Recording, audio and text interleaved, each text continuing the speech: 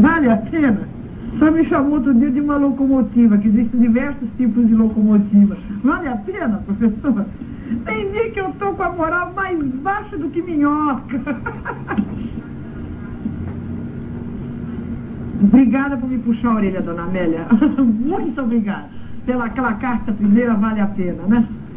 Professor, há alguma relação entre a era de Aquário e o quinto evangelho de Tomé?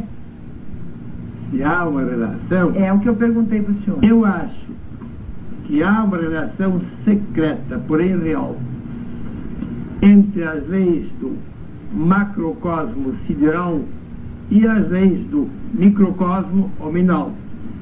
Ou como já dizia o grande Thoth, 2000 anos antes de Cristo, o grande Thoth que os gregos chamavam Hermes Trismegistus, ele dizia, assim embaixo como em cima, assim por dentro como por fora. Eu acho que vigora este princípio hermético de Thoth. Porque nós entramos uns 20 anos atrás na era do Aquário. Antes estávamos, durante 2000 anos e tanto, na era do Peixe. E antes estávamos 2000 anos na era do Touro. Touro é símbolo de violência. Peixe é símbolo de crença. Olha eu. E Aquário é símbolo de experiência. Quer dizer, 2000 anos antes de Cristo, período da violência. Concorda mais ou menos com a história. Com o nascimento de Jesus começou o período da crença, que é simbolizado pelo peixe. E agora já saímos, aliás, do período da crença. No ano 50 e pouco saímos da era do peixe e entramos na era do Aquário. Estamos entrando, já entramos. Que é símbolo da experiência universal. Não é estranho que o Evangelho, o quinto Evangelho de Tomé, que está à vossa disposição a partir da semana que vem, o quinto Evangelho de Tomé, mensagem do Cristo segundo Tomé. O quinto Evangelho, estamos ouvindo. Está na nossa editora.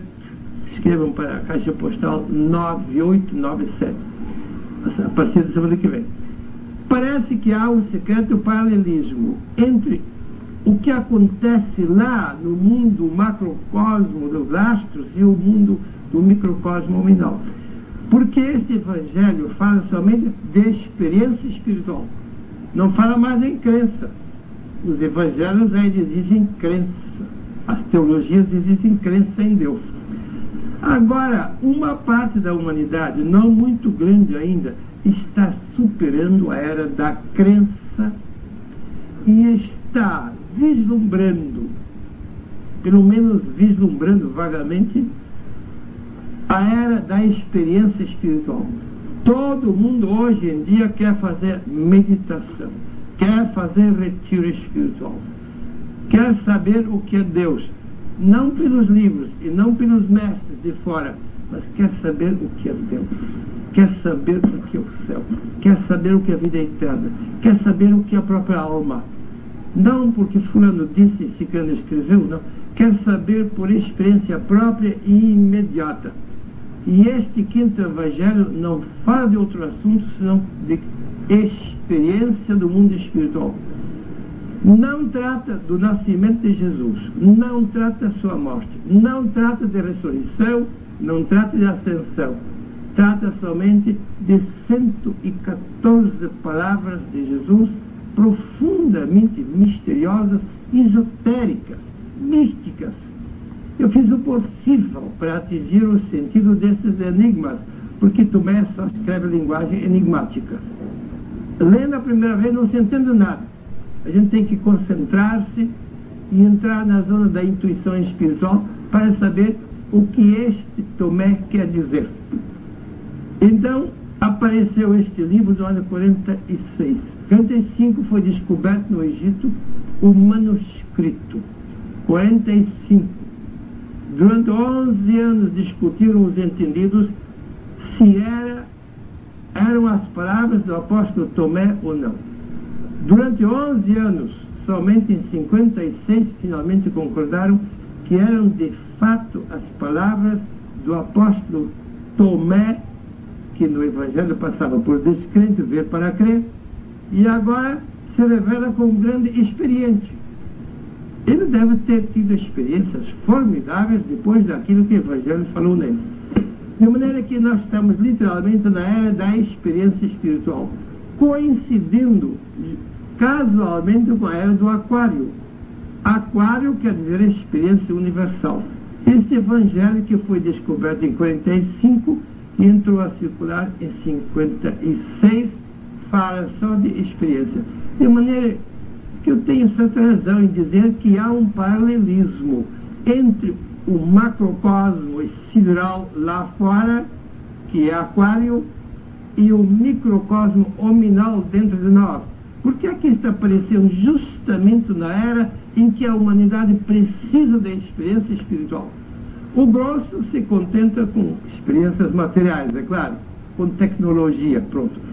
Mas há uma elite, não é muito grande, não é 1% talvez da humanidade, mas é uma elite crescente, que quer experiência direta e imediata das coisas divinas e espirituais. Professor Rodney, será que Tomé era um descrente ou um ver para crer era também uma experiência? Bem, a experiência dele, eu creio que não era tanto ver com os olhos físicos, sim ver com os olhos espirituais, com a visão do terceiro olho, como diz os entendidos. Ele que quis primeiro ver fisicamente e não apenas crer mentalmente, finalmente chegou a ver espiritualmente. Parece que foi realizado aquilo que ele queria. Não imediatamente, mas após muitos anos de vida. Eu acho que ele entrou numa grande experiência intuitiva, vendo com os olhos do Espírito aquilo que os outros apenas acreditavam, porque outros disseram, então acreditavam. Crer é um prelúdio. E é necessário crer.